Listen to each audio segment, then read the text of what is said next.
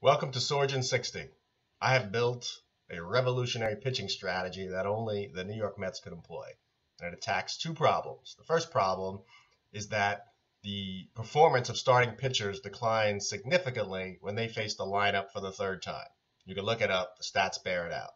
The second big problem is that the most runs scored in a game on average of all games in baseball happen in the fifth and sixth inning. And you might say, of course, that's when the lousy middle relief is pitching, right? So the solution that I have is to never, ever, ever, ever let those two things happen. Never let a pitcher go through the lineup for the third time and basically do away with this poor quality middle relief. How do you do that? Well, the Mets can employ a strategy that would have 4 teams of 2 pitchers on a team. And the basic idea is that each of those 4 pitchers would pitch 4 innings, right? So imagine this for the Mets starting lineup. Game 1, we have Noah Syndergaard, Thor, pitching 4 innings. He comes out, and then we have DeGrom go in, pitch 4 innings, assuming the Mets have the lead, and they probably will. Close it out with Familia. Bang. Go to the next game. All right, the next game you have Matt Harvey going, 4 innings. You follow it up with Steven Matz going 4 innings. Then you close it out with, you can close it out with Reed.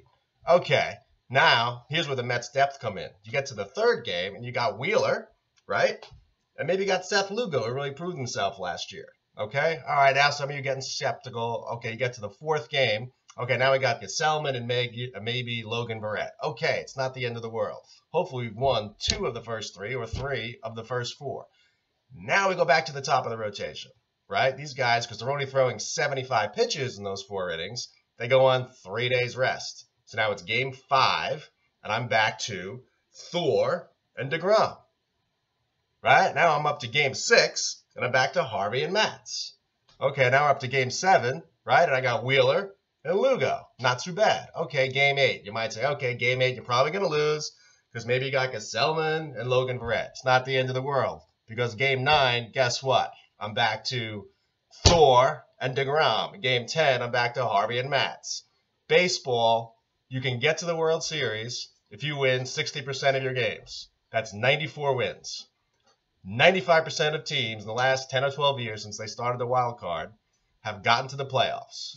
That's winning 6 out of 10 games. This strategy is designed to win 6 out of 10 games. It's not the end of the world if you lose a few of these games, but you're going to dominate 6 of those 10 because you got your best 4 horses going 6 out of those 10 times on 3 days rest, going no more than 75 pitches, never going third through the lineup, and only using the horrible middle relief when the game is a blowout.